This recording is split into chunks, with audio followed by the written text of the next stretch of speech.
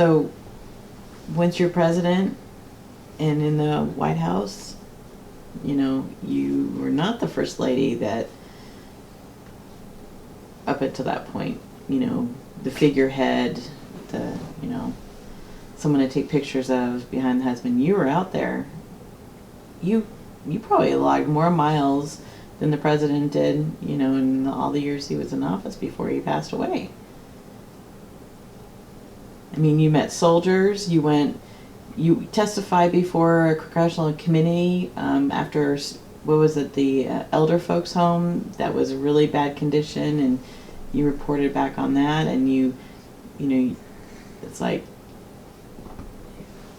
I said, you saw the human condition. Yes. And like I said, he told me that he wasn't going to be president for his own vanity anymore. He said he will become president so you can be the first lady, and so you can bring about change. Because still in the Depression, coming out of the Depression, that whole... And the war. And going into the war, and... I mean, that is a tough time. It was a tough time. And who was your role model to show you how to do what you did?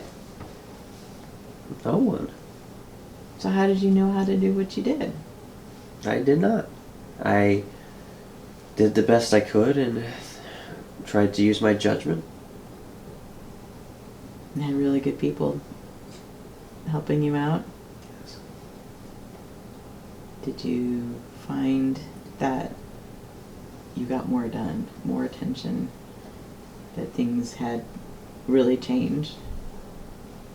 So if I were to ask, during that time before your husband died in office, what was the most profound things that you had witnessed of you going around the country? Or I witnessed people pulling together. I witnessed enemies that were told to hate one another in our own country, to say, stay away from that group, hate that group, kill that group. I've seen them drop their weapons and hate and come together and pull themselves out of this misery. I've seen wonderful things happen.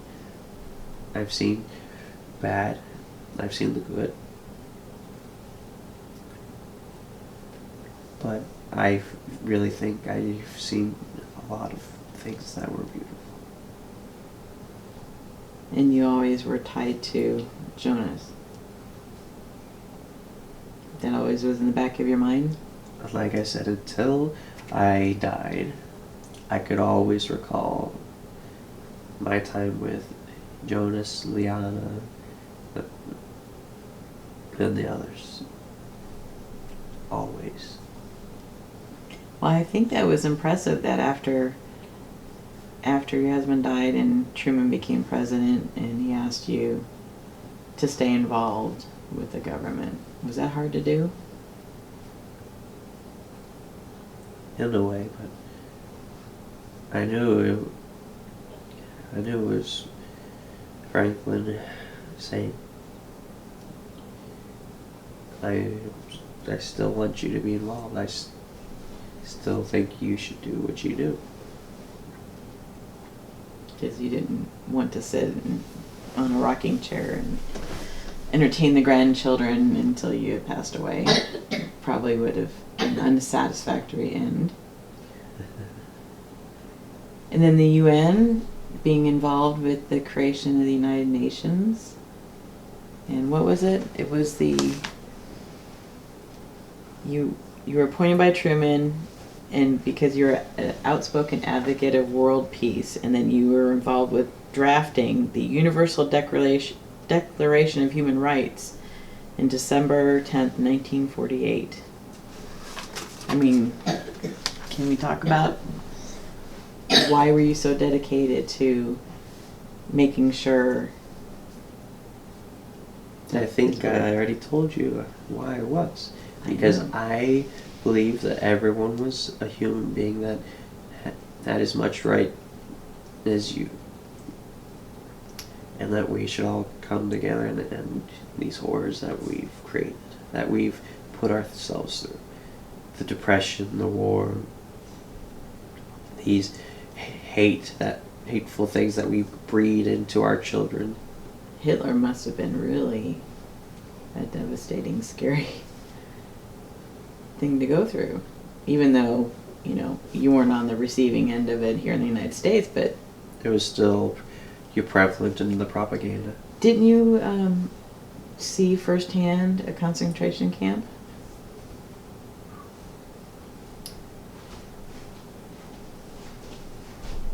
It's not an experience I would recommend. Right. Well, I think you left a great legacy and made lots of friends. And people still think fondly of what you have accomplished. And I think that you set a benchmark for all first ladies after you. Our current one, Michelle Obama, their term's almost up, and I think it's now expected of first ladies to really have something, a passion that they can help with, to put the voice and put the power behind. And I don't think they had that before you, to the extent, because you set the bar this high. Yes, and I do stay involved in a lot of things, and I see a lot of people doing the things I did. Makes me feel all warm inside. Well, I think you deserve a lot of credit for that. I think it takes a special heart to really see past yourself and be more concerned with the well-being of someone else than yourself, and to really make it known to other people so that they can become involved. I don't think I've ever really experienced that before, and I think it's a good example. We need more people in the world who can stick their leg out and Who can speak with their hearts and not their minds.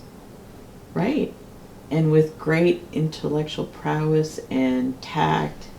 Would you mind? Oh, my pleasure.